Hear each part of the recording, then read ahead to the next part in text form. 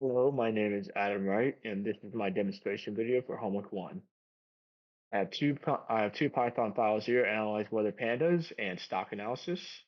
First, I will be doing a demonstration of analyze weather pandas.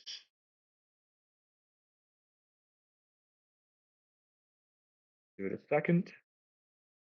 All right. As you can see here, each section here demonstrates a different task from the lab and the homework, so I will demonstrate that now.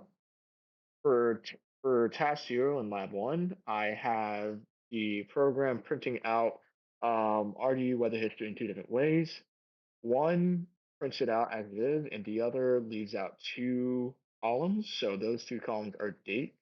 Well, not date. It's two columns. I'm not sure what they are, but as you can see here, it's a little shorter. So yeah, for task one in lab one, I printed out the average and median for temperature min and temperature max. So as you can see here, the average for temp min is 51.0182. Median for temperature min is 53.1. The average for the temperature max is 72.46.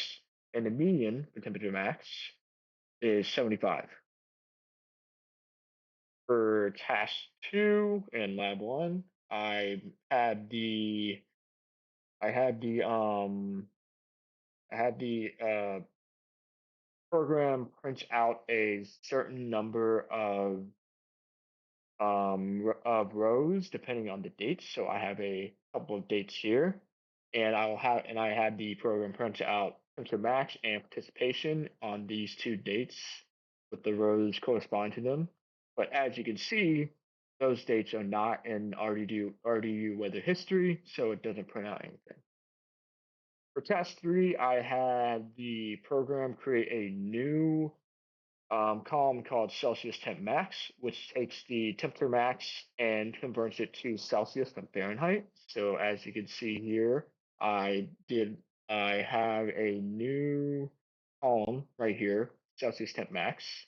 So I had the program print out the first five, as you can see here. For task four, um, I printed out the filtered data from temperature min, temperature max. So I would only print out temperature min if it was over 50, and I would only print out temperature max if it was under 75. So as you can see here, temperature min, all these values are over 50, and for temperature max, all these values are under 75. For task five, in the final task, I created new data and I moved it to a CSV file called modified weather history. The only thing different is that at the third row, I changed the temperature max to 90, and you'll be able to see this right here. Well, I should say, well, yeah, third row, new temperature max is 90. So as see at work and a new file. Okay, the next file is stockanalysis.py. So I will go ahead and run that. As you can see here, I printed out the daily return, the average return, and cumulative return for two different stock histories. I did it for Tesla and eBay during the pandemic. So as you can see here, I printed out all of the daily returns for each day. So that would accumulate to about 250, I'd say, going from January to December. So these are all the different data returns. I have the average return, which is all of these added up divided by the total number of data returns. So I got 0.9909 for that. And the cumulative return was a whopping 8.0391, which translates to about 804 cents.